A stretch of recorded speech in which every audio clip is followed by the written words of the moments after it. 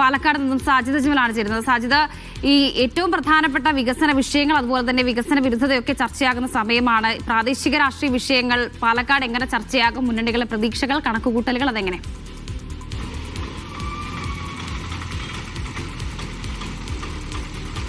വർഷ, ഒരു മാസത്തിലധികമായി നീണ്ട പ്രചരണത്തിന് സമാപ്തിയായിരിക്കുന്നു. ഈ നിശബ്ദ പ്രചരണവും ഏതാണ്ട് അവസാനിച്ചു. ഇനി പോളിംഗ് ബൂത്തിലേക്ക് ആളുകൾ എത്താൻ ഏതാനും മണിക്കൂറുകൾ മാത്രമാണ് ഉള്ളത്. വർഷം സൂചിപ്പിച്ച പോലെ തന്നെ വിവിധ വിഷയങ്ങൾ സജീവമായി ചർച്ചയായ ഒരു തെരഞ്ഞെടുപ്പ് കൂടിയാണിത്. പാലക്കാട് നഗരത്തിൽ ഉൾപ്പെടെ ഈ പ്രധാനമായും രാഹുൽ മാങ്കൂട്ടത്തിൽ വിഷയം വലിയ തോതിൽ ചർച്ചയായതാണ്. പാലക്കാട് നഗരസഭ BJPയുടെ ഭരണമാണ് ഉള്ളത്. BJPക്കകത്താണെങ്കിൽ വലിയ പ്രശ്നങ്ങൾ, ആഭ്യന്തര കലഹങ്ങൾ, തമ്മിലടി എല്ലാം തന്നെ നിലനിൽക്കുന്നു. ഇത് മുതലെടുത്ത് അധികാരത്തിലെത്താമെന്നാണ് UDF കണക്ക് കൂട്ടുന്നത്.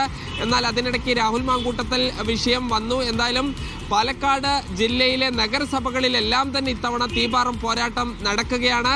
പാലക്കാട് UDF വലിയ പ്രതീക്ഷ വെച്ച് പുലർത്തുന്നു. അതോടൊപ്പം ചെർപ്പളശ്ശേരി നഗരസഭ, ചിറ്റൂർ നഗരസഭ തുടങ്ങിയവയിലും വലിയ മത്സരം നടക്കുകയാണ്. V4 പട്ടാമ്പിയുടെ കരുത്തിലാണ് LDF പട്ടാമ്പി നഗരസഭ ഭരിച്ചിരുന്നത്. അവിടെ V4 പട്ടാമ്പി പൂർണ്ണമായും ഇത്തവണ UDFനൊപ്പം നിൽക്കുകയാണ്. അതോടൊപ്പം ഗ്രാമപഞ്ചായത്തുകളിലേക്കും ബ്ലോക്ക് പഞ്ചായത്തുകളിലേക്കും പോകുമ്പോഴും ശക്തമായ മത്സരമാണ്. പാലക്കാട് ഈ ബ്ലോക്ക് പഞ്ചായത്തിൽ 2 എണ്ണം മാത്രമാണ് UDFനൊപ്പം ഉള്ളത്.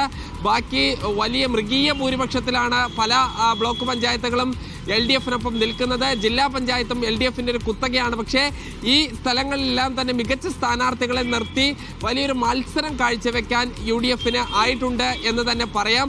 അതോടൊപ്പം തന്നെ വിവിധ പ്രശ്നങ്ങൾ ഓരോ മുന്നണിക്ക് അകത്തും ഉണ്ട്. നമുക്കറിയാം LDFനകത്ത് സാധാരണ രീതിയിൽ ഇല്ലാത്ത തരത്തിലുള്ള വലിയ വിമത പ്രശ്നമാണ് മണ്ണാർക്കാട് നഗരസഭ, അലനല്ലൂര്, കോട്ടോപ്പാടം